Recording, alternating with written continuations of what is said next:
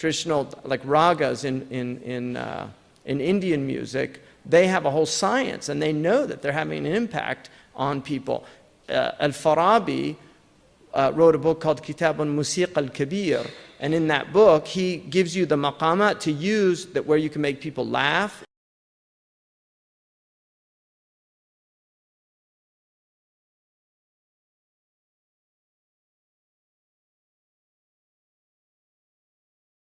The section on singing and music, and so inshallah we'll look at a little bit more detail on that, because it's an important section. It's obviously a problem, and it's always a topic of a lot of debate and discussion amongst Muslims.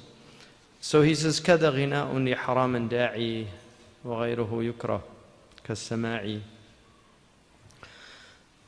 The ghina in Arabic means generally singing, but because the word musiqa is from a Greek term, musike, the Arabs took musiqa from the Greek. So the Arabs generally, al-ghina can mean music. They also use the word tarab for something that excites you.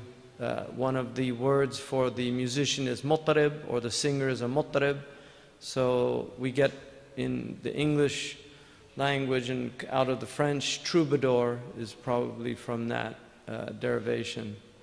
So he's basically saying that that if it's something that calls to the haram, then it's like that, and other than that it's makruh. And then he says kasama'i. Sama', if people noticed last night at the dinner when the waiters walked by and they were all talking amongst each other, Sri Abdul Fattah said, he stopped singing and said, Sama'.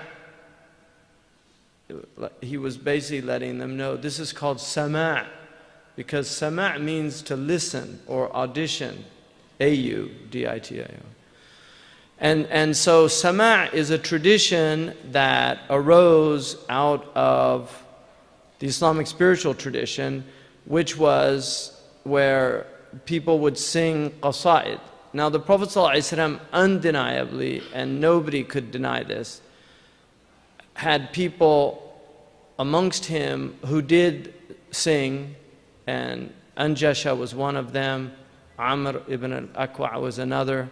In the Sahih of Imam Muslim, he's there, he sang for the Sahaba in front of the Prophet ﷺ. We know the two jariyas that were singing, some young girls were singing on the Eid day, and Abu Bakr came in. We know in Tirmidhi and Ahmad and Bayhaqi and others, the black woman who swore an oath that if the Prophet returned safely, she would bang her drum and sing. Adribu ad-duf wa ataghanna. And the Prophet ﷺ said, if you made that, إِذَا نَظَرْتِ, right? So if you made that nadhar, if you made that vow, then fulfill it. And she began to bang her drum over the Prophet ﷺ's head, and he allowed that. And then in one riwayah, Abu Bakr came in and she kept playing her drum and singing. Then the next one, Ali came in, and then Uthman came in, and then when Omar came in, she stopped, put it behind her, and then sat on her drum. And the Prophet ﷺ was amused by that and said that, even shaitan's afraid of you. And that implies, and some of the scholars took from that a negative thing, but the scholars, and that hadith is considered a mushkil hadith. It's a problematic hadith because you cannot make an oath in something that's prohibited, and you don't fulfill an oath if you made an oath to fulfill something that was haram. You don't fulfill that because it's not a vow, rather a nadar. So the Prophet ﷺ mentioned that, and in the hadith when Abu Bakr radiallahu anhu came in, he said, "Amizmarum min mazamir ash-shaytan." Is this a pipe from the pipes of shaitan? And the Prophet ﷺ said, دعهما فإنه عيد, leave them alone because it's an Eid. So in other words, and in fact, the ulama who argue in favor of the permissibility of these things say that Abu Bakr was making a ruling over the dominant aspect of music, which is it is a mizmar from the mazamir of shaitan. And if you look out there around the world and just look at what music is used for and the people involved in music, it's pretty clear who's running the industry. Like one of Billy Joel said, if the devil had an industry, it'd be the music industry. Well, little does he know, he does have an industry, and it is the music industry. So that's just a reality. And anybody that studies the history of a lot of these things, you'll see the type of debauchery that's involved in these things. And some of the artists are some of the lowest creatures that walk the planet. I mean, really, you just have to look at their faces after a career in music to see what type of lives they've lived. I mean, I actually wanted to take a photograph of Yusuf Islam and then put it next to it, one of the Rolling Bones, just to let people see what happens when somebody takes a spiritual path and what happens when somebody doesn't, right? And that's all you have to do, proof's in the pudding. Because like somebody once said, at 50, everybody has the face they deserve. Really. So basically that's what he's saying. Now, the sama' is a tradition that the ulama differed on, undeniably, and some of the ulama prohibited it. In fact, Ibn Arabi argued that sama' by his time was no longer permissible because of all of the things associated with it. And you will see in tasawwuf, you will see every generation talks about how the tasawwuf is over and the people are gone. Imam al-Junayd was already making complaints. So this is part of the overall decline and fall of spirituality in its curvilinear.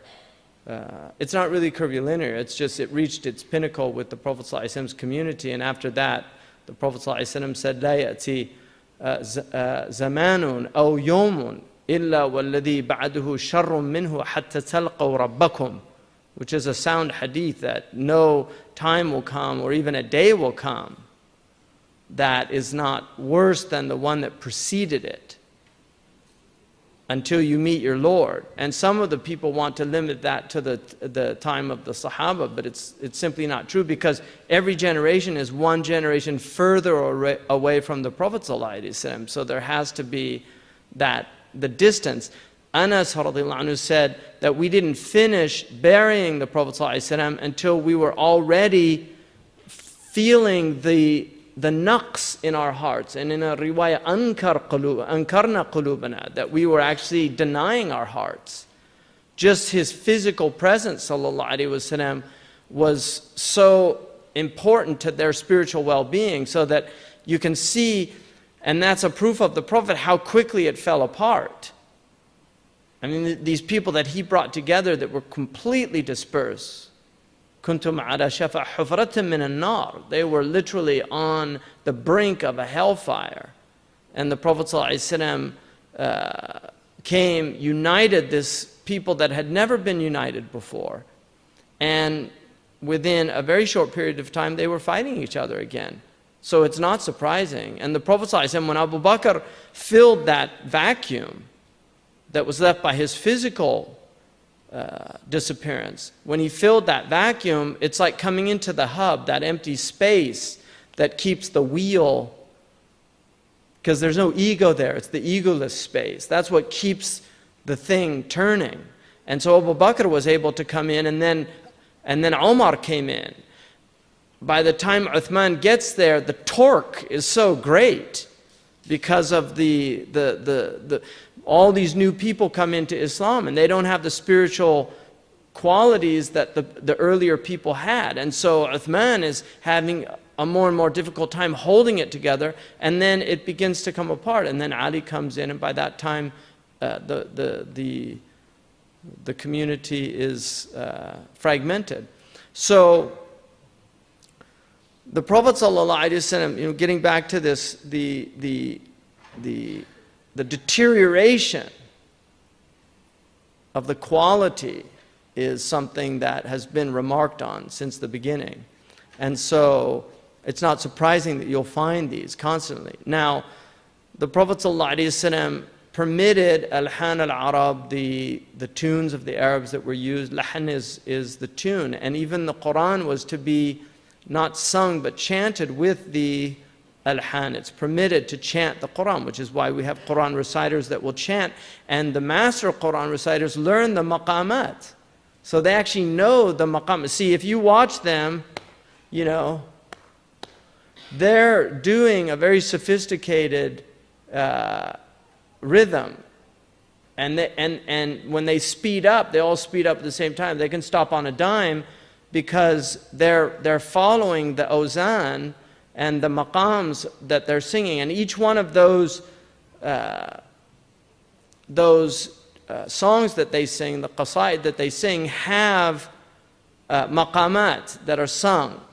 So they sing the Hijazi, or they sing the Rust, Maqam al-Rust, or Isfahani. They have all these maqams that they sing. According to legend, there were 24 maqams originally, and then some got lost.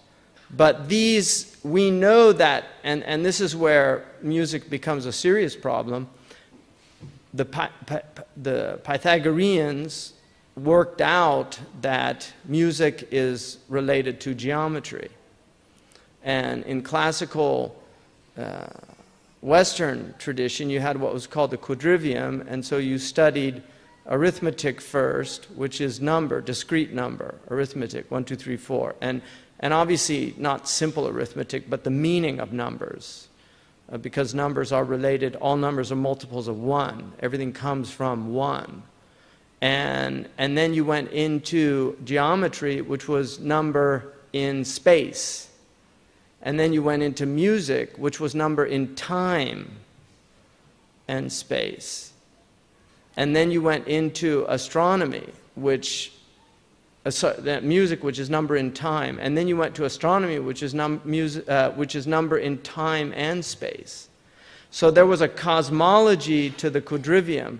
And these are related to cosmologies. Now, different maqamat affect different parts of your soul. And this is why the prohibitions of music are there, because music is very, very dangerous. And a lot of people don't know what they're doing with the music. And if you don't believe this, all you have to do is look at some documentary footage of what was called Beatlemania in the West, and how mad people went over new sounds of music that were being popularized and promoted over the airways. And rock and roll had a massive impact on people. And as it got darker and darker, and you went into these heavy metal and all these other types of, you get some really, really serious problems at these concerts where people literally will go mad. I mean, obviously there's drug involvement, and this is another reason, because you'll find many of the hadith that talk about the prohibition of music also have drugs mentioned in the same hadith. In fact, there's an argument that all of them have drugs mentioned in the same hadith. And the Prophet ﷺ said the end of time won't come until people permit. And then he said, music, basically the sex, because that's the word he used meant that. And then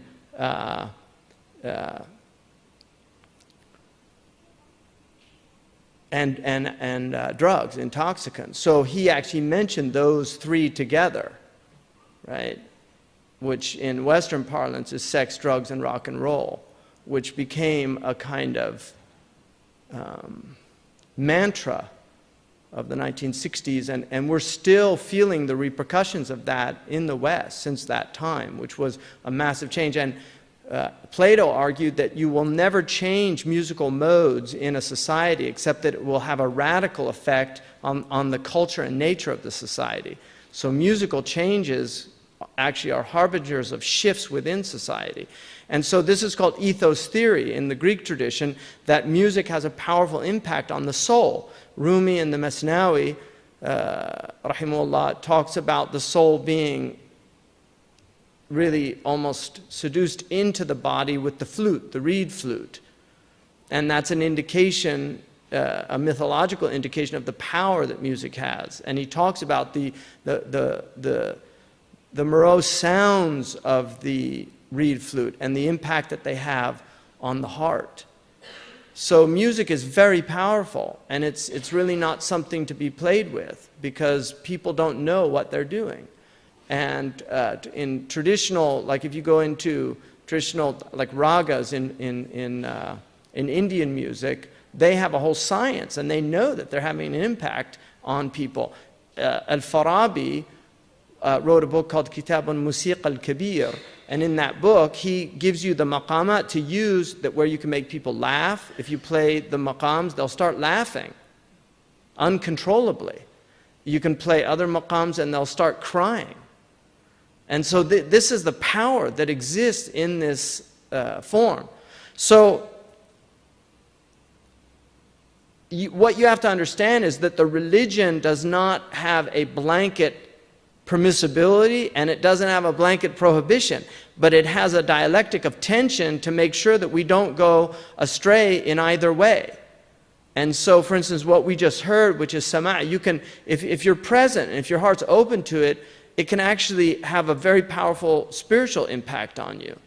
I mean, they can put you into a state of hudur, of presence with your Lord. And this can happen. And obviously, the Quran does this as well for people. And I don't want to put them in the same category, because they're not. إِذَا جَاءَ الْحَقِّ زَهِقَ الْبَاطِلِ.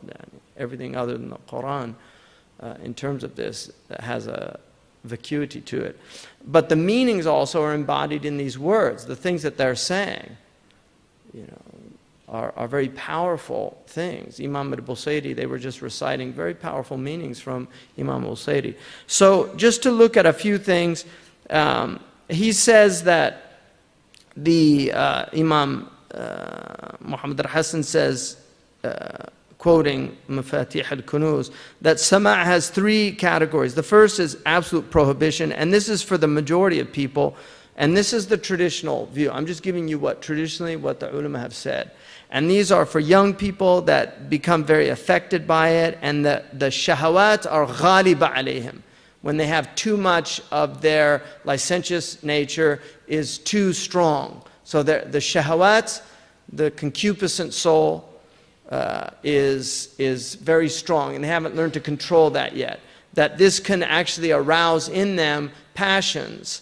And so for these people, it's not a good thing. And also because they haven't purified their hearts and worked on that. And so the sama' can actually have a negative effect on those people. And then the second one is mubah. And this is people that can listen to it and they just enjoy the sounds of it. And so it doesn't have a negative impact on them, but it's something that they take pleasure in. وَيَتَرَوَّحْ. They get some repose or something. And the third one is mandub, and these are the people that love Allah, and it actually encourages them to get closer to Allah, that they feel a nearness from it, and so it affects them in that way.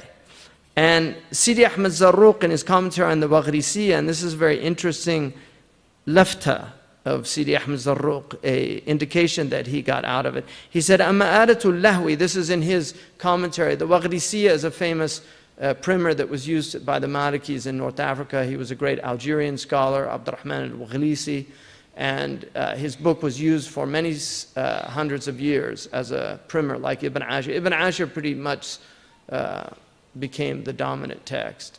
But before that, Al-Waghrisi and the Qurtubiyya were more dominant. Anyway, it's a beautiful text, and Sheikh Hamza Yusuf did a very nice commentary on it. But he says, وَأَمَّا آلَةُ اللَّهْوِ كَالْبُوقِ وَالْغِيطَ وَالْعُودِ وَغَيْرِهَا مِنْ آلَةِ الطَّرَبِ فَلَا يُحِلُّ سَمَعُهَا اخْتِيارًا.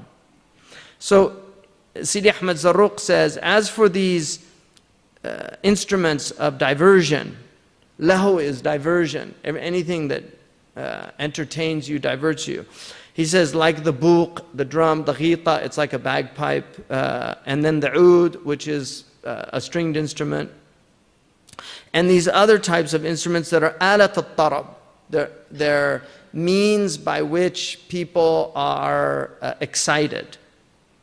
فَلَا يَحِلُّ سَمَعُهَا اخْتِيارًا. It's not permissible to listen to them by choice. So if you're hearing it in a store, doesn't